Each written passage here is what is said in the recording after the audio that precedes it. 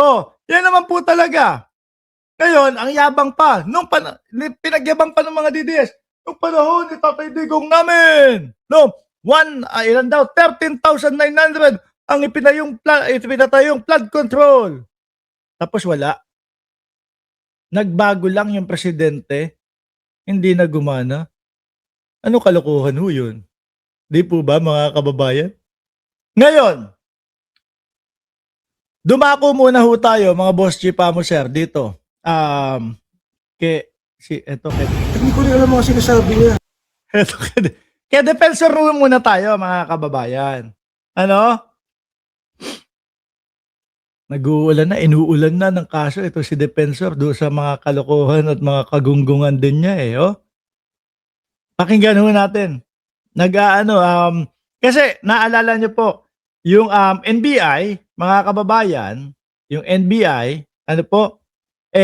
nagpakita sila nung pagpapaliwanag kung ano yung ginawa doon sa establishmento ni Mike Defensor na ang pagkakaintindi ko sa pagpaliwanag nila, hindi kumuha ng license o permit to build or kung something para baguhin yung istruktura ni Defensor, mga kababayan, at yun daw po ay para pumabor doon sa negosyo nilang bahay bembangan daw ho, mga bossing. Ngayon, nagpapaliwanag itong si Defensor. Isang beses na siyang nagpaliwanag, nag-vlog doon sa labas ng building, no? Pero hindi naman niya ipinakita mismo, yung pinabulaanan mismo, yung sinasabi nitong si NBI director na binago. Kung ako yun, papasok ako doon sa loob, papakita ko sa inyo, eto yung sinasabi nila na binago daw namin. Hindi naman namin binago, wala naman kami iniba dito eh. Eto yung para daw doon sa bahay bembangan namin, wala namang ganung pangyayari eh.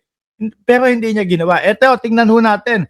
Kung ipapasok niya, ipapakita o ipapaliwanag niya yung sinasabi nung NBI ho, mga kababayan, sa pangunguna ni Director Matibag. Hindi ko rin alam mga sinasabi niya. Sila yung nanghuli doon, di ba? Kung ano sinasabi yung nanghuli niya, di file niya yung kaso. Naalala nyo din, yung bahay bembangan ni Raid, pinasok po, mga kababayan. At kung hindi ako nagkakamali, meron pa nga parang nakita doon na nadaanan na camera na nagpapat session. Parang bumabata, kundi ho ako nagkakamali, ha? Hindi ko ba intindihan ang yung point niya sa engineering?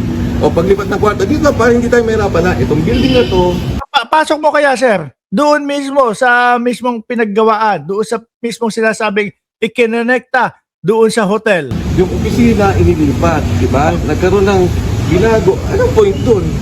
Kailangan mo ng building permit, syempre, para pantayin itong building na to. Ngayon, pangalawa, assuming for example natin, yung isang establishment yan. Sa opisina mo ngayon. Di ba? Yun yung kasing sinasabi ng NBI eh. Kaya sabi nila, talagang dito sa human trafficking, sangkot itong si Defensor. No? Pero mo, may opisina pa siya dito, etc. Pinapaliwanag nila. Yung kompletong plano ho, mga kababayan. Yung kay Defensor, kapag ka nagpapaliwanag, ayan, problema dito. Anong ganito, ganyan? Explain mo sa loob, sir, kung ano ba talaga yung ibig sabihin nila at kung paano mo idedepensa ang sarili mo. Sabi ni Leo Glenn Tumala, ayoko nang makita yang si Pinobyak. Ba't Pinobyak? Pinocchio na biyak. Grabe kayo talaga dito sa mga kaila Defensor. Pinili ng isang korporasyon o may bumili. Ano na ngayon ang naging, ano ngayon ang pinupunto niya? Sir, pag pinay na po ang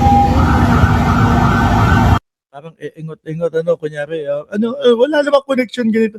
Sinasabi nga nila, nandiyan din daw yung opisina mo. Siguro yung opisina, siguro lang naman ito, Mike, ha? Yung opisina, nandun si Defensor. Sir, may client, may customer tayo sa baba. No? Gusto si no? Sabi ko, presyo benching ko eh. Tumatawad. Etneb na lang daw, tumatawad. 15 na lang daw. Siguro tagahatol. Sige, bigay. Para may may kita tayo ngayong araw. Baka ganun yung opisina niya. Haharapin ko. At ako naniniwala, Pero totoo ba yung asawa niya tsaka yung anak niya nagtatago na? Kasi yun din, yung dalawa din may kaso, 'di ho ba? May kaso, 'di ba? Sabi ni Alalin Ando, "Pakita mo secret door, depenso." Iyon! Kaya ho siya ay nananatili hanggang diyan lang sa labas, hindi pumapasok. Wala siyang kakaso-kaso. Pinakita ko na yung video ng building. Sinasabi nila, human trafficking as if isa Saan yung video ng building? Meron na ba? Totoo? Yung unang nakita ko na pag ano niya, pagla-live niya, eh nasa labas lang siya ng building, nando'n sa tapat, no, ng building. Pangalawa, eto, nasa pinto sa harapan, pero hindi pumapasok. Meron na bang buong video ng building? ang prostitution din na tinatago mo, ginigipit yung mga tao, inihipit mo. Nakita nyo, very open yung area. Alam ko, Ayun na lang siguro. Pero kapag ka-operation, ay, saradong-sarado. Kapag ka-operation, meron sariling mga daanan. Ano? Pero ngayon, dahil nabuko na, iniimbestigahan na, open na, syempre. Tapos umaga pa ngayon, oh. ang gusto niya, magkaroon ako ng non-bailable na kaso para ako makulong, hindi makapagsalita.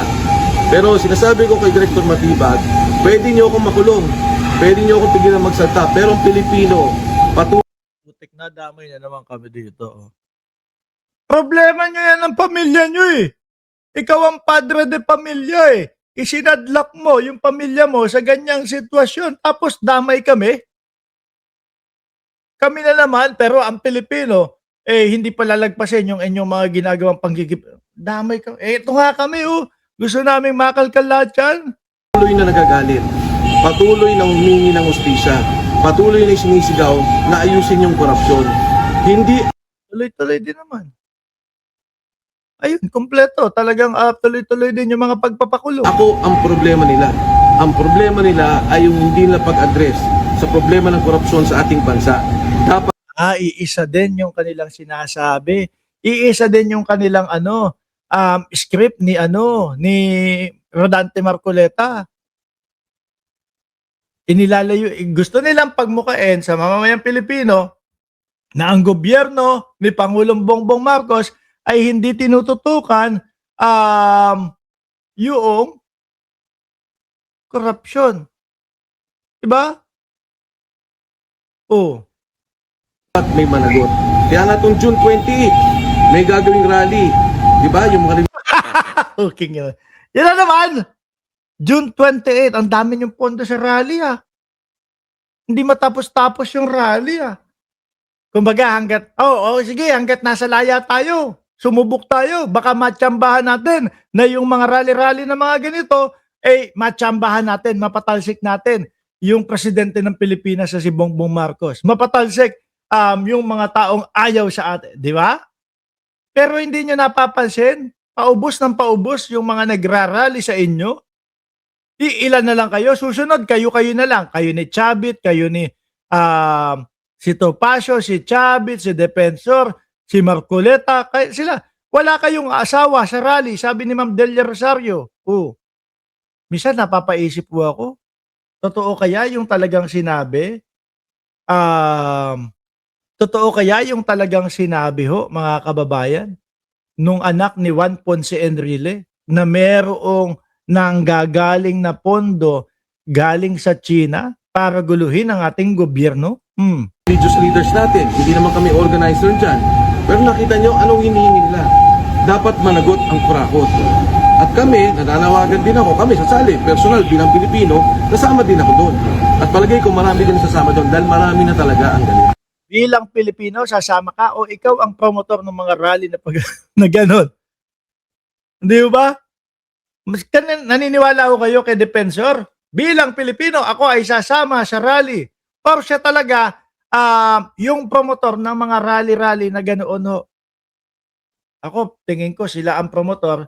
At baka totoo nga na meron talaga na pondo na nanggagaling sa China, mga bossing, para guluhin ang ating bayan. Para yung mga laban doon sa mga West Philippine Sea, pag humina ang gobyerno, napalitan si Pangulong Bongbong Marcos, hindi napapalag-palag doon sa mga West Philippine Sea at iba pang usapin, China at Pilipinas.